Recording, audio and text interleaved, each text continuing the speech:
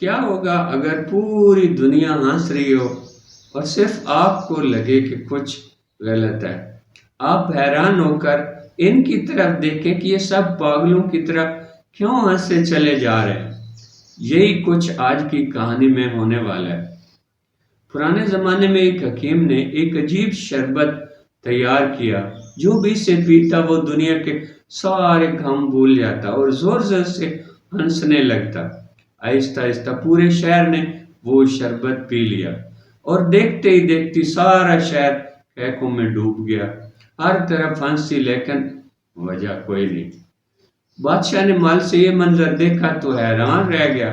اس نے فوراً وزیر اعظم کو بلایا۔ دونوں نے مل کر لوگوں کو سمجھانے کی کوشش کی کہ یہ ہنسی نارمل نہیں ہے، لیکن رعایا کہہ کے لگاتے ہوئے بولی، بادشاہ پاگل ہو گیا، وزیر اعظم بھی پاگل ہو گئے، اور انہوں نے نعرہ لگایا کہ نیا بادشاہ چنا جائے۔ بادشاہ نے یہ سب سنا تو خاموشی سے وزیر اعظم کی طرف دیکھا۔ وزیر نے آہستگی سے کہا، بادشاہ سلامت، بہتری اسی میں ہے کہ ہم بھی وہ شربت پی لیں۔ اور پھر جو ہی دونوں نے شربت پیا وہ بھی ہنسنے لگے۔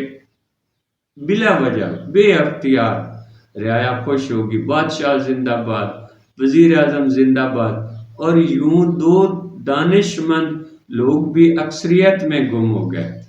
یاد رکھیں، ہر وہ چیز جو اکثریت کر رہی ہو، ضروری نہیں کہ وہ صحیح بھی ہو۔ کبھی کبھی سچ اکیلا ہوتا ہے اور جھوٹ میں ہجوم چھپا ہوتا ہے۔